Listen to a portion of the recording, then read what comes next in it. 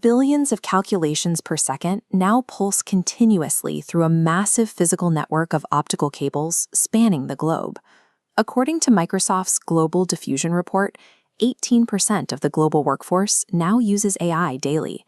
The United Arab Emirates shows the highest concentration, with 70% of workers utilizing these systems.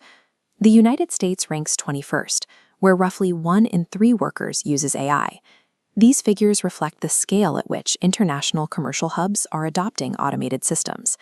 Global adoption metrics indicate these systems are now a standard utility for international trade and data management. Maintaining these adoption rates requires a massive expansion of electrical grids and hardware facilities. To meet this demand, Microsoft has committed $10 billion to build new data centers across Japan. By partnering with SoftBank and Sakura Internet, technology firms are establishing Asia as a primary hub for this physical infrastructure. Processing the volume of data generated by 18% of the global workforce requires warehouses filled with continuous server power. The cloud is a digital interface for a heavy reality of silicon chips and cooling systems that occupy thousands of acres of physical space. This expansion of hardware is driven by a transition in software capabilities announced at Google's Cloud Next 26 event. Agentic AI refers to systems designed to move beyond simple prompts. These programs function independently, taking actions without constant human intervention. These agents evaluate real-time variables and complete multi-step tasks on behalf of a user. Running these autonomous systems requires specialized hardware, such as Google's 8th-generation TPU chips. Software has now transitioned from a passive reference tool into an autonomous system capable of executing labor independently. In clinical settings, these autonomous systems are already managing patient data and clinical records. AI tools that automatically draft clinical notes have reduced administrative workloads, allowing doctors to focus more on direct patient care.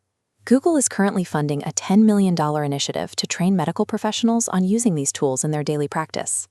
This training program focuses on rural clinics, where medical staff shortages have historically limited patient access.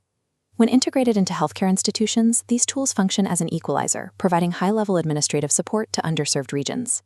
While autonomous systems improve institutional efficiency, they also raise questions about the future of the roles they are designed to perform. Snap Incorporated recently reduced its workforce by 16%, citing a shift towards automated roles that no longer require human staff. Data from Stanford's 2026 AI Index suggests that while these systems generate significant capital, that wealth remains concentrated within the software sector. The Stanford report also identifies a rising environmental cost associated with the electricity needed to run these massive server networks.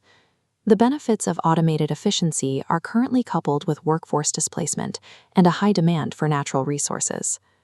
Across the globe, these automated systems now maintain a constant, unyielding presence in both our professional and personal data environments. Legislative debates regarding transparency and ethics serve as a primary check on how these systems are deployed across the economy. These policy decisions will determine if the advantages of autonomous labor are shared across society or restricted to a small number of institutions. Today, the global infrastructure is in place. The immediate challenge is establishing the rules by which it operates.